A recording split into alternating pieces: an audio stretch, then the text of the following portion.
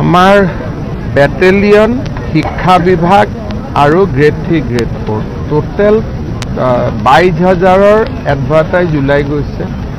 বিটিআৰত 2 দিনতে 1200 LP school শিক্ষকৰ নিযুক্তিৰ এডভাৰটাইজ ওলাব। অসমতো আৰু 10,000 ওলাব।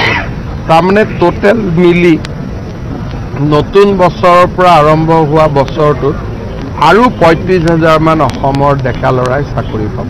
ফাইনেলি অসমৰ মাননীয় মুখ্যমন্ত্ৰী ডক্টৰ হিমন্ত বিশ্ব শৰ্মা ডাঙৰীয়াই অসমৰ নিবনুৱাসকলৰ কাৰণে এটা ভাল খবৰ দিছে।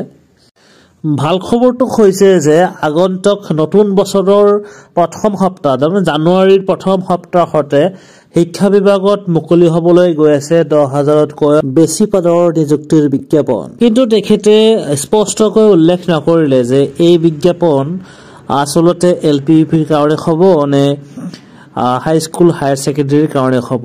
যিহেতু আপোনালোকে জানে যে LPUPৰ কাৰণে কোনো ধৰণৰ টেট এক্সাম অনুষ্ঠিত নহয়, তাৰ পৰিৱৰ্তে হাইস্কুল হায়াৰ ছেকেণ্ডেৰীৰ কাৰণে যিহেতু ডিৰেক্টলি এটা এক্সাম অনুষ্ঠিত হ'ব টেট কাম ৰিক্ৰুটমেণ্ট, যাৰ জৰিয়তেহে শিক্ষকৰ নিযুক্তি হ'ব হাইস্কুল হায়াৰ ছেকেণ্ডেৰীসমূহত।